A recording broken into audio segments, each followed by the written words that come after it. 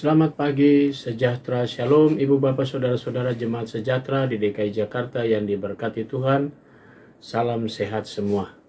Saudara-saudara, kembali kita berjumpa di pagi hari ini di salah satu siaran kita bersama jemaat sejahtera di Rema pagi ini.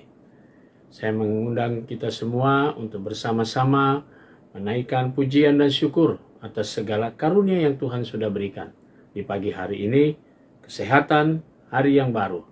Sebelum beraktivitas, mari kita sujud menyembah dalam doa kita kepada Bapa di sorga. Kita berdoa. Engkau begitu baik ya Tuhan, Allah yang berkuasa dalam hidup ini. Engkau memberikan kami hari yang baru. Sebelum kami beraktivitas, kami memohon kepadamu, penuhi bejana hidup kami dengan firman-Mu. Karuniakan Roh Kudus-Mu yang menguatkan kami dan memampukan kami ketika kami mendalami firman-Mu. Kami dimampukan untuk dapat mengerti, kami dikuatkan untuk kami bawa firman-Mu dalam setiap langkah hari hidup kami di hari ini, dan Tuhan mampukan kami untuk menjadi pelaku-pelaku firman-Mu. Kami mau serahkan seluruh doa kami dalam nama Yesus Kristus, firman yang hidup. Amin.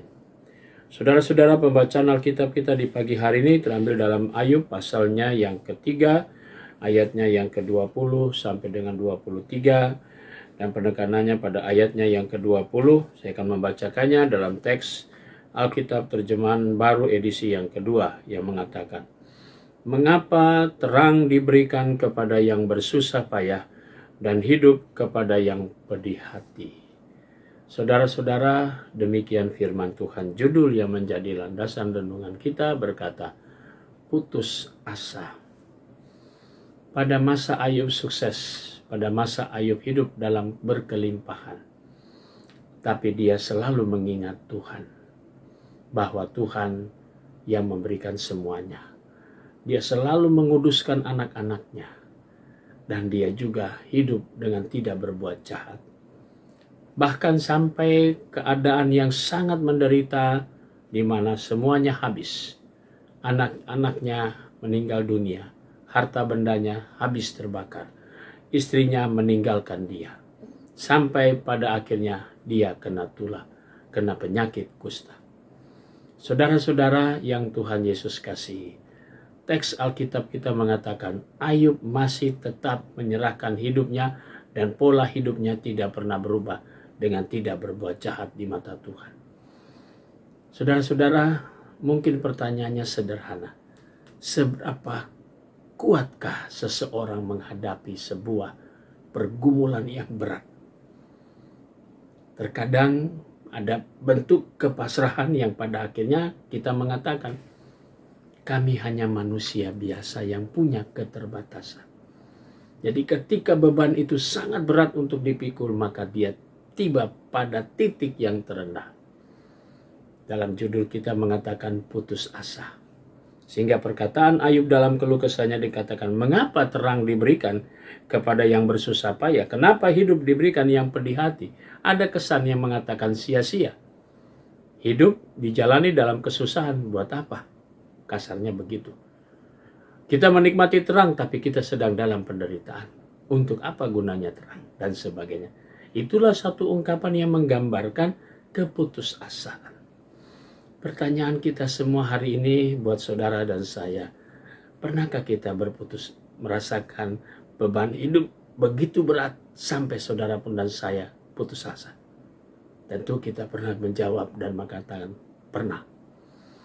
Bagaimana kita bisa keluar dari persoalan itu? Kalau bukan, kita kembali mengakui bahwa hidup ini Tuhan yang punya.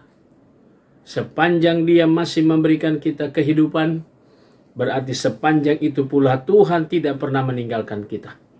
Dalam keadaan apapun, dia selalu memperhatikan kita. Dan dia tidak akan mencabut hidup itu dari tangan kita, sepanjang kita berseru kepadanya. Mari saudara, berkaryalah kembali. Di tengah karya kita, mungkin kita akan berhadapan dengan pergumulan hidup. Mungkin saudara dan saya sekarang sedang menghadapi tantangan yang begitu berat. Ingat, hidup itu punya Tuhan. Jadi jangan kita putus asa, tapi tetaplah percaya bahwa masih ada hari esok yang di dalamnya Tuhan akan mengembalikan semuanya. Amin.